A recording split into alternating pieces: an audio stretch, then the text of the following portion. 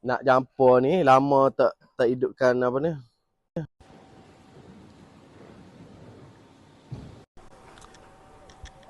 Okey, nyala.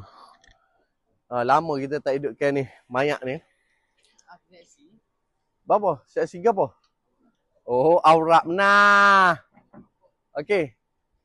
Untuk yang ni, kalau siapa ada berminat, kita nak jual murah-murah. Ada kau? Agak-agak ada kau genok Aurat agak-agak ada kau genok ni.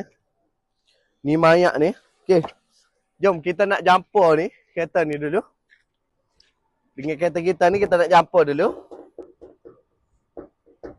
Sama ada hidup lagi ke tak hidup. Mami dalam. Tak apa dia video. Okey. Ni kita nak hidupkan ni. Mayat memang jadi mayat. Ada gato dalam rumah. Okey. Ini dia geng. Sama ada bunyi ke tak bunyi lagi. Kalau bunyi alhamdulillah. Sekejap lagi kita akan pump lah tayar. Ya ada bunyi lagi kiok-kiok tu. Okey. Kipas masih berjalan seperti biasa. Okey, kita run dia dulu.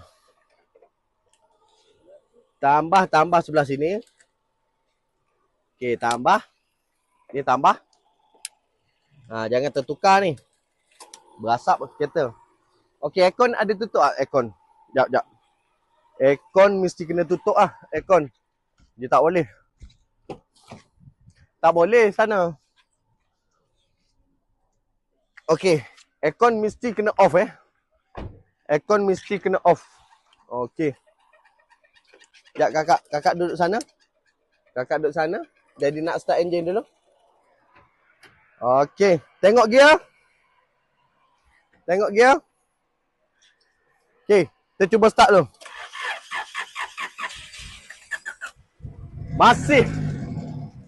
Masih berbunyi lagi. Mayat bukan sekadar mayat. Mayat still hidup, geng. Mayat still hidup, geng.